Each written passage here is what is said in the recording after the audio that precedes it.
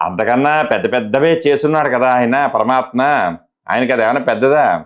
కానీ సత్యభామని హైలైట్ చేయాలి, ఆయన కాన్సెప్ట్ అది. ఎందుకంటే సత్యభామ అంటే స్వామికి చాలా ఇష్టం. అంటే ఇష్టం అంటే ఆవిడ భక్తి అలాంటిది భగవంతుని మీద.